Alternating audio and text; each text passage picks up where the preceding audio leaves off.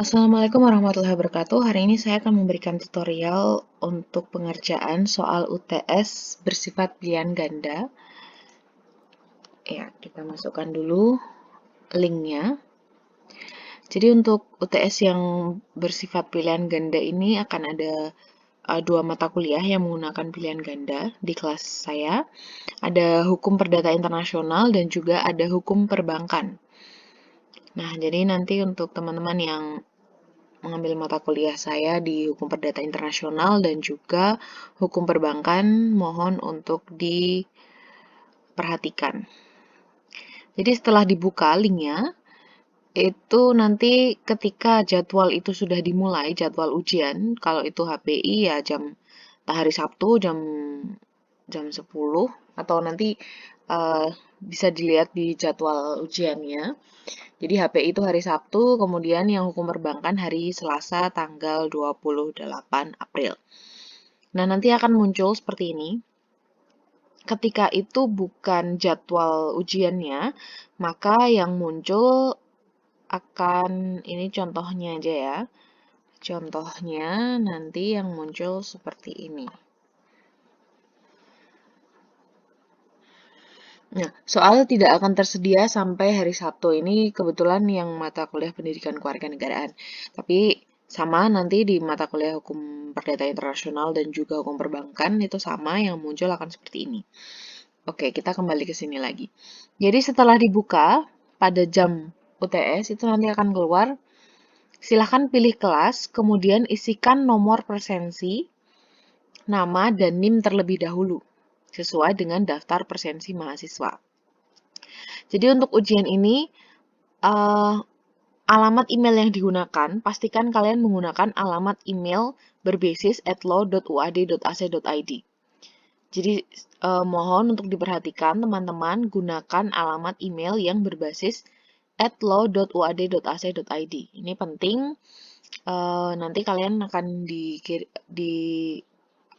diarahkan untuk login di alamat email basis@law.uad.ac.id atau alamat email berbasis @uad.ac.id. Nah, nanti kalau ternyata tidak ada alamat email ini, nanti kalian akan langsung diminta untuk mengisi alamat email kalian masing-masing.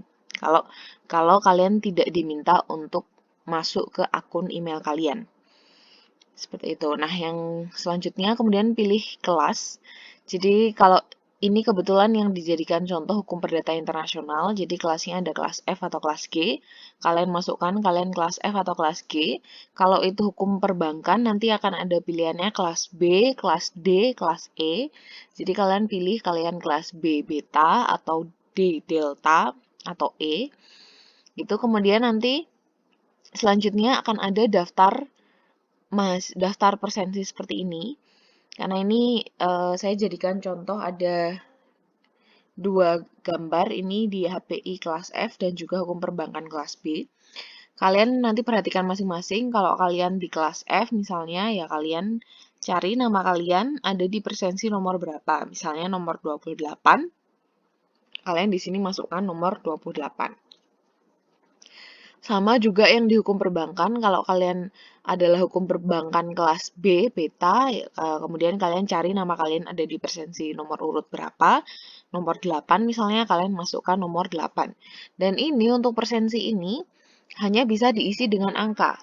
Jadi supaya mengurangi kesalahan kalian, misalnya kalian isi huruf, itu nggak akan bisa, harus berupa angka. Harus sesuai, jadi misalnya nomor 18. Kemudian nama mahasiswa harus sesuai dengan yang nama kalian yang tercantum di dalam presensi. Misalnya nomor 18 itu ada siapa? Debbie Wulida Filada. Ya, di sini diisi Debbie Wulida Filada. Oke.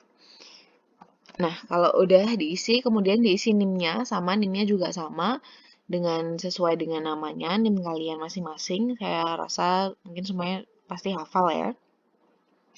Ini 24103, 18.000, 24103. Oke. Setelah sudah diisi semua, dan ini sifatnya wajib, kalau belum diisi, kalian nggak akan bisa klik berikutnya. Ini kalau belum diisi, ini kalian nggak akan bisa.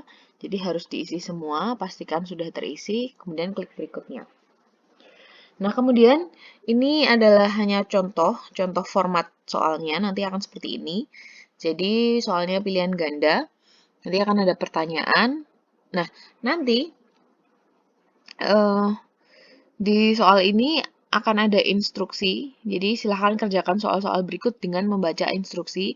Jadi sebelum pertanyaan ini akan ada instruksi, beberapa instruksi, nanti kalian bisa perhatikan instruksinya ketika sudah mulai jadwal ujian tengah semester. Kemudian ini misalnya pertanyaan 1, nah di sini ada poinnya, 1 poin, kemudian ada 2 poin, nah itu nanti masing-masing soal ada berbeda-beda poinnya, silakan diperhatikan. Jadi kalian tinggal jawablah pilihan yang paling tepat. Misalnya pertanyaan 1, kalian jawab opsi 4, kemudian pertanyaan 2, dengan 2 poin kalian jawab opsi 1, kemudian ini opsi 2. Kemudian kalau masih ada tulisan berikutnya gitu, kalian perhatikan di sini ada berapa halaman. Ini halaman 2 dari 3, berarti ada 3 halaman. Ketika saya klik berikutnya, ini masih di halaman terakhir. Jadi jadi ini sudah halaman terakhir. Ketika ini sudah selesai, saya klik opsi 1 misalnya, kemudian saya klik opsi 5 gitu. Nah, ini sudah halaman terakhir, maka ini tinggal saya klik kirim. Kalau ini teman-teman sudah merasa yakin, misalnya belum yakin ya kalian bisa kembali. Kalau misalnya sudah yakin semua, silahkan klik kirim. Nah, ketika sudah dikirim, nanti kalian akan bisa melihat skor kalian.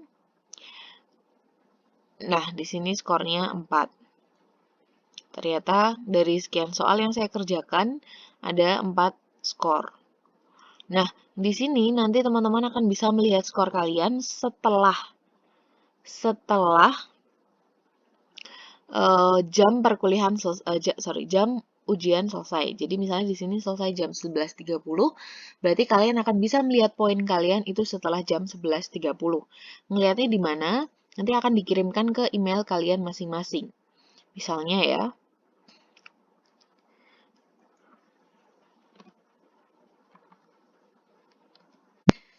Nah, jadi gambarannya seperti ini. Nanti kalian kalau udah selesai mengerjakan, kalian buka di email kalian akan ada pesan seperti ini. Terima kasih telah mengisi UTS Hukum Tutorial. Nah, itu nanti menyesuaikan judulnya.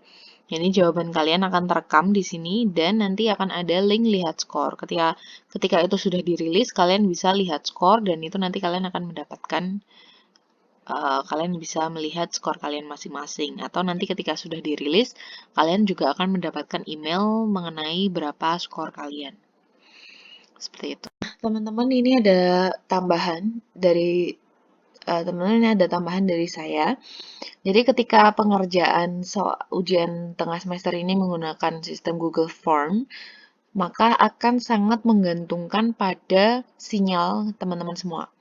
Sinyal dan juga gadget yang digunakan dan sebagainya. Nah, untuk mengantisipasi terjadinya permasalahan teknis, saya sarankan kalian sembari membuka baik itu misalnya pakai Chrome atau Mozilla atau sebagainya dengan Google Form. Jadi sembari kalian buka Google Form, kalian juga buka Microsoft Word atau apa terserah pokoknya Word atau bisa Notepad dan sebagainya. Untuk apa? Untuk kalian menyimpan sementara jawaban kalian masing-masing. Ini sebaiknya kalian simpan file save as, kalian simpan dulu di mana misalnya di dokumen. Oke, misalnya kalian simpan di dokumen. Oke, jawaban UTS Hukum HPI gitu misalnya. Nah, ketika kalian sudah save, kalian misalnya kalian udah jawab tadi ada di nomor 1 misalnya.